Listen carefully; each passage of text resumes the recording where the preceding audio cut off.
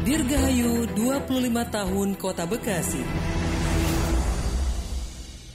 Dakta Radio Bijak Berinformasi, Cerdas Berinteraksi, rekan Dakta pukul 10:08 menit, masih dalam momen rangkaian hari jadi ke-25 Kota Bekasi. Tema yang diangkat yakni kebangkitan daya saing ekonomi sebagai perwujudan tahun perak melalui pengembangan industri kreatif. Rekan Dakta, tentunya Bekasi sebagai kota patriot tidak lepas dari nilai-nilai sejarah dan juga tugu-tugu pembangunan yang di dalamnya menjadikan masyarakat belajar bahwa Bekasi merupakan tonggak salah satu daerah dalam memperebutkan kemerdekaan di tanah air. Lalu bagaimana komitmen pemerintah daerah agar nilai-nilai sejarah juga tidak hilang? Dan dalam hari jadi ke-25 Kota Bekasi kita akan membahasnya bersama dengan budayawan Bekasi Bapak Andi Sopandi. Dirgahayu 25 tahun Kota Bekasi. Assalamualaikum Pak Andi Sopandi. Waalaikumsalam Bang Jen. Kabar sehat Pak Andi? Saya manggil Bang Andi aja lah. Saya manggilnya Bang Andi aja ya. Baik. Bang Andi, kita ingin berbincang terkait komitmen pemerintah daerah dalam mewujudkan Bekasi dapat meningkatkan nilai kebudayaan agar nilai-nilai sejarah juga tidak hilang. Sebagai budayawan, Bang Andi sebelumnya melihat Bekasi di usia yang ke-25 tahun dari kacamata budaya bagaimana? Silakan Bang Andi. Iya, baik Bang Jen. Ada beberapa hal, saya kebetulan selalu melihat sebagai praktisi, juga saya juga melihat dalam konteks sebagai akademisi. Ada 4 hal dalam melihat apakah program pemerintah itu dapat berjalan atau tidak. Yang pertama kita lihat dari sisi regulasi, yang kedua dari sisi pilar normatif, yang ketiga dari sisi nilai kognitif kultural. Kemudian yang berikutnya adalah dari sisi kepemimpinan, leadership atau aktor. Yang kelima adalah kita lihat dari sisi inovasi. Nah, yang pertama yang saya soroti berkaitan dengan HUT Kota Bekasi dari sisi budaya, ya Pak ya. Oke. Hal-hal yang berkaitan dengan budaya ini saya pikir masih sangat belum optimal di Kota Bekasi. Hal ini saya kira perlu jangan sampai kebijakan-kebijakan pemerintah berkaitan dengan hal-hal yang berbau budaya, apakah itu budaya dalam sisi pelestarian budayanya, ataukah juga dari pembangunan fisiknya, atau juga dari sisi pengembangan ekonominya.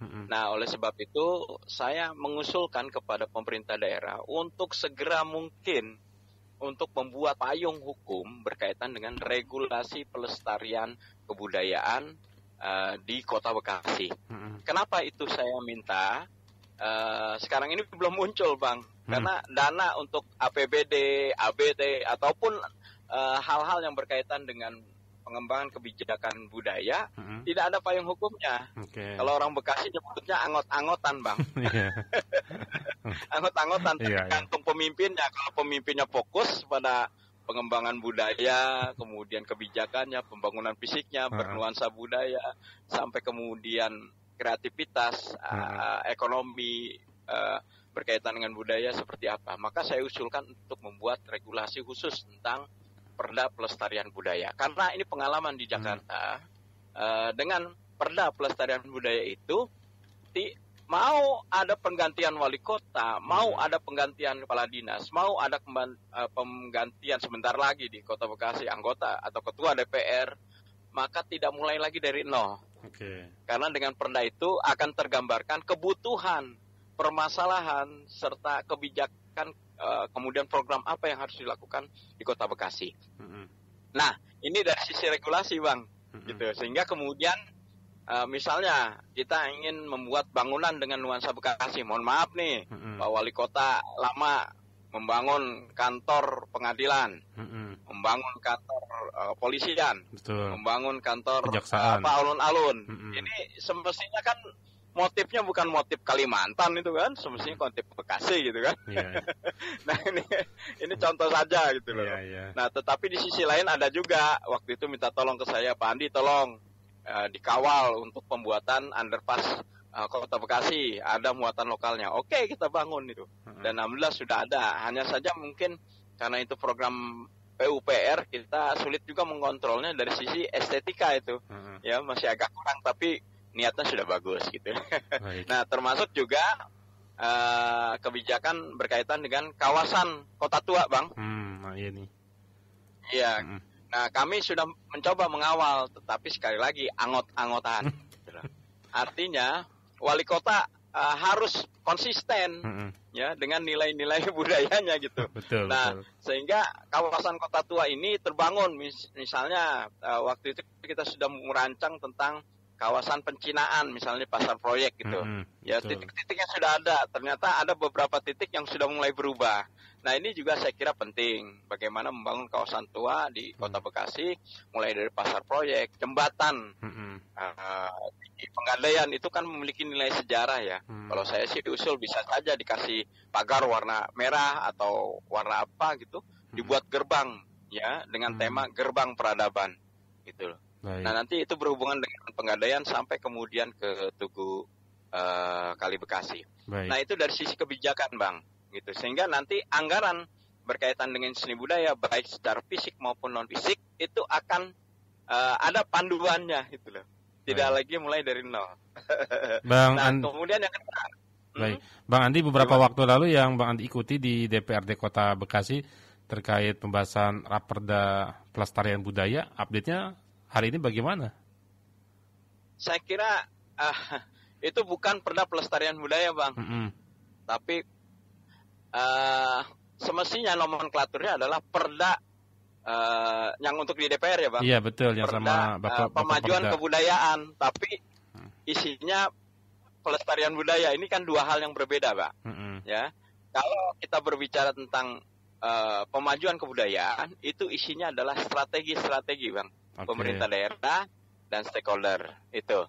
Nah, kalau kita berbicara tentang pelestarian budaya, itu berkaitan dengan pelestarian, pembinaan dan pengembangan, Bang. Nah, ini dua hal yang berbeda yang harus dipahami di DPR. Nah, kebetulan yang hadir dalam perumusan Perda itu tidak melibatkan seniman dan budayawan, Bang. Mohon maaf. Sehingga yang dilibatkan kebanyakan ormas tuh, Bang. Sehingga tidak paham perbedaan antara Perda pelestarian dengan Perda pemajuan kebudayaan. Nah, itu, Bang, yang terjadi. Gitu. Termasuk juga yang menyusun landscape-nya ini dari orang luar Bekasi lah ya, Bang Andi. Iya, tidak mengikut sertakan akademisi atau perguruan tinggi daerah. Biasanya kami kalau membuat perda selalu melibatkan perguruan tinggi karena ini berkaitan dengan naskah akademik, Bang. Betul. Baik. Bang Andi, terkait tadi Bekasi sebenarnya punya potensi untuk kawasan budaya atau pencinaan, Bang, ya, di proyek itu. Nah, kalau dari spot-spotnya ada berapa titik, Bang Andi, yang sebenarnya menjadi potensial juga agar juga pemerintah melirik agar bisa dikembangkan ini?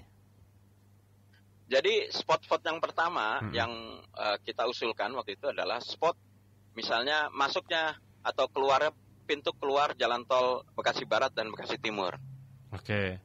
Nah, ikon yang muncul itu tidak menggambarkan karakteristik budaya masyarakat Bekasi sebagai kota patriot ataupun sebagai kota budaya, ya, tidak tergambarkan.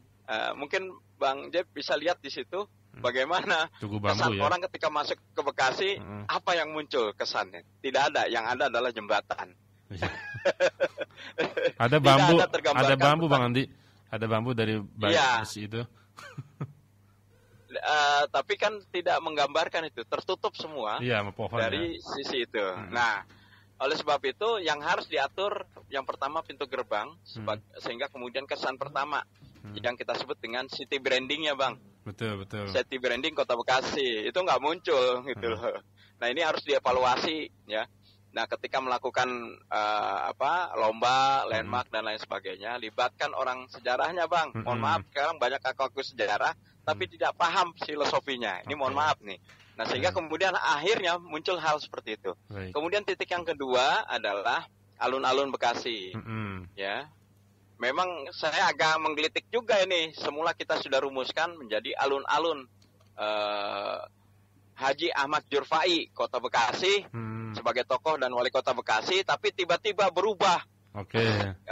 Sejak ditemukannya makam M. Hasibuan. Padahal M. Hasibuan adalah tokoh Ketua DPR Kabupaten Bekasi. Semestinya diperkuat di sana. Kita cukup di nama jalan saja gitu loh. Nah ini kan aneh buat saya ketika itu muncul menjadi M. Hasibuan. Nah ini saya kira perlu disesuaikan. Kemudian titik yang ketiga adalah di sekitar titik stasiun Kota Bekasi dan Tugu Kali Bekasi, jembatan itu menjadi titik sentral, menjadi gerbang peradaban Kota Bekasi, kemudian sampai ke Pasar Proyek, sampai kemudian gerbang itu berkembang sampai ke daerah Tepekong ya, orang Bekasi nyebutnya. Di situ masih kuat orang-orang Cina yang punya nilai pembauran yang cukup tinggi ya. Jadi saya cukup kagum dengan mereka, lebih Betawi mereka bahasanya daripada kita gitu loh. Baik. Nah ini yang menarik gitu. Nah, sampai kemudian ke beberapa titik-titik situs atau benda-benda dan objek cagar budaya di Kota Bekasi seperti di Jati Sampurna yang sekarang sedang kita arahkan untuk menjadi kawasan cagar budaya Kampung Kranggan Kota Bekasi. Baik. Itu Bang. Bang Andi, di ujung telepon ini telah tersambung ini pendengar kita Pak Kosim di Pengasinan Rawalumbu. Kita terima dulu Bang Andi. Assalamualaikum Pak Kosim. Siap. Waalaikumsalam warahmatullahi wabarakatuh. Bang Andi, sehat? Ya, alhamdulillah Pak Kosim, sehat tua. Jadi yang pertama ucapkan selamat, hari ini adalah yang ke-25 tahun Kota Bekasi, baru nginjak 25 tahun, baru mulai dewasa, ya. Baru mulai dewasa. Pada saat wali kotanya Muhtar, saya sudah mengajukan setiap perbatasan itu, pintu gerbang punya ikon tersendiri untuk Kota Bekasi. Bahkan ada background yang untuk orang-orang tamu itu bisa dipoto di situ. Oh ini Bekasi luar biasa pintu gerbangnya. Nah pintu gerbang yang saya ajukan dulu, pertama pintu gerbang yang masuk dari Bekasi Timur, Bekasi Barat, termasuk yang di Pulau Gadung, ya perbatasan itu. Atau mungkin yang ke arah Narogong, Cilengsi, bolehlah itu. Nah dulu saya bikin gambarnya itu diterima. Nah kemudian Pepen jadi wali kota pertama, saya ngomong, nih Bang, saya bilang punya ide seperti ini, anak saya yang gambar, ya. Itu Pak siapa tuh Pak yang anggota DPR provinsi mengatakan ini bagus nih, kata itu Pak yang meninggal tuh, masalah lupa lagi, Pak siapa tuh Pak anggota PKS tuh yang meninggal. Nah itu satu. Nah yang kedua, saya sering ditanya oleh teman-teman yang dari luar kota Jawa ya, Pak Kosim Bekasi posisinya gimana? Pokoknya keluar Bekasi Timur. Terus aba-aba rumah Pak Kosim apa? Gajirugan. Kalau ada Gajirugan itu tandanya Bekasi, ya kan? Kalau ada Gajirugan itu tandanya sudah masuk ke Kota Bekasi. Gajirugan itu ada dua, Gajirugan Pak Gajirugan itu sama lubang. Nah itu saya ngomong dengan Pak Pepen, saya bilang Bang, tanda-tanda masuk Kota Bekasi itu Gajirugan ya. Memang kenapa? Ya kan pasti begitu masuk sudah ada Gajirugan polisi tidur atau jalan berlubang. Nah ini belum ada perbaikan. Sekarang kepala dinas sudah keliling ke wilayah-wilayah Tasikmalaya, Ciamis, Kuningan, itu jalan aspal hitam. Kenapa kok Bekasi nggak bisa? Padahal segelintir butir ukuran meter perseginya Kota Bekasi gitu Bang Andi. Nah jadi yuk kita ke depan. Kalau nanti ada merumuskan tentang ini, coba orang yang peduli dengan kegiatan ini diundang. Jadi masukan-masukan dari masyarakat itu ada terus itu. Nah, sekarang perbaiki, jangan sampai tanda-tanda masuk Bekasi itu polisi tidur atau gajirugan. Buang itu kata-kata itu, ya. Jadi udah rame di DPR juga Pak Heruman mengatakan, iya memang masuk Bekasi gajirugan. Baik barat masuknya maupun timur gajirugan. Nah itu gajirugan itu Kota Bekasi. Itu saja, semoga selalu sukses ke depan, kita memikirkan yang demi masa depan yang lebih baik. Terima kasih. Baik, terima kasih. Terima kasih. Bang Andi silakan direspon Bang Jeb, ada beberapa hal yang menarik ya. Seiring dengan perkembangan Kota Bekasi, banyak nama-nama daerah di Kota Bekasi, kampung-kampung Bekasi ini hilang Bang. Ya, Abang tahu Jalan Kartini ini termasuk kampung apa tuh Bang? Gak tahu saya Bang, kampung. Ya, orang Bekasi nyebutnya Kampung Bekasi Kidul. Oke. Ya, kemudian daerah Sumarekon, ya, itu juga hampir hilang itu, ya, Rawabugel, ya belakang. Kemudian Rawabebek, Kampung Cerewet dan lain sebagainya. Nah, saya mengusulkan kepada Kota Bekasi, bagaimana caranya melestarikan nama-nama kampung itu, jangan sampai hilang dalam sejarah. Nah, salah satunya tidak perlu mengeluarkan biaya, cukup memberikan himbauan, ya, pemerintah Kota Bekasi untuk membuat gerbang jalan plus nama kampung, misalnya Kampung Bekasi Kidul, RT 0 berapa, RW 0 berapa, jalan apa, cukup itu saja, gitu loh. Nah, dengan cara seperti itu, anak-anak kita akan paham, oh ternyata dulu ini, ya. Jangan seperti di Kabupaten Bekasi sudah buat Perda Cagar Budaya, itu buatan Bang Hoir itu, ya, tapi tidak ada catatan khusus, ya, sehingga kemudian tiba-tiba muncul di Kabupaten Bekasi, welcome to California, the new California City, ya, yang sekarang menjadi Mekarta itu, ya. Nah, jadi ini juga harus diperhatikan juga, nama-nama kampung harus dibuat kembali, termasuk juga di dalam map, GPS itu semestinya muncul, ya, jangan hanya nama jalan saja, sehingga sekarang misalnya Kampung Gabus sudah hilang, ya, Rawabugel hilang gitu, semestinya dituliskan juga nanti di dalam topo mini, ya, sehingga kemudian di situ orang mendapatkan informasi tentang aspek sejarah, aspek budaya, dan lain sebagainya. Karena waktu itu saya sempat merumuskan topo mini, ya. Nah, jadi kebijakan itu harus muncul. Termasuk juga, mohon maaf, saya kritik nih Bang Tri, Mas Tri. Ya. Mohon maaf, sekarang Mas Tri ini sudah menjadi wali kota. Kalau kemarin bolehlah menyebutnya Mas Tri sebagai wakil wali kota. Sekarang sudah menjadi wali kota Bekasi sebagai representasi budaya dan masyarakat Bekasi. Saya usulkan, ya, Mas Tri sekarang panggilannya bukan lagi Mas, tetapi Bang Tri, gitu loh. Seperti di Jakarta, Gubernur Jakarta itu walaupun Pak Yos, Cokro dan lain sebagainya, mereka tetap ingin dipanggil sebagai Bang Yos. Nah, sekarang dengan HUT Kota Bekasi, saya minta Mas Tri panggilannya adalah Bang Tri, sesuai dengan budaya masyarakat Bekasi. Begitu, Bang. Baik. Bang Andi, saya ingin tadi kembali ke Bang Andi sebutkan bahwa nama alun-alun Kota Bekasi sebenarnya di awal diusulkan alun-alun Ahmad Zurfai, ya, wali Kota Bekasi sebelumnya. Tapi kalau melihat dari rilis yang kami terima dari pemerintah Kota Bekasi, kenapa itu disematkan nama Mayor Matmuin Hasibuan? Karena yang bersangkutan ini merupakan pahlawan perang yang ikut mempertahankan kemerdekaan Indonesia. Penjelasannya bagaimana dari kacamata budaya, Bang Andi? Ya, memang belum ada catatan yang cukup lebih detail, ya, sebagai pahlawan pahlawan nasional, pahlawan dalam kemerdekaan. Memang perjuangan beliau itu dimulai dari Jakarta Utara, Bang, ya, sekitar Cilincing, yang kemudian terdesak akibat dari demarkasi, beliau kemudian menyingkir ke daerah demarkasi, terutama di daerah Bekasi. Nah, nama beliau itu baru muncul dan besar ketika beliau menjadi ketua DPRD pertama, ya, Kota Bekasi, Kabupaten Bekasi tahun 1950, Bang. 50. Waktu zaman Pak Suandan Umar, ya, beliau menjadi ketua DPRD pertama ketika itu, ya, sehingga kemudian baru di situ kiprah beliau muncul besar. Nah, selebihnya sama seperti pejuang lain pada masa mempertahankan kemerdekaan. Saya kira itu catatannya.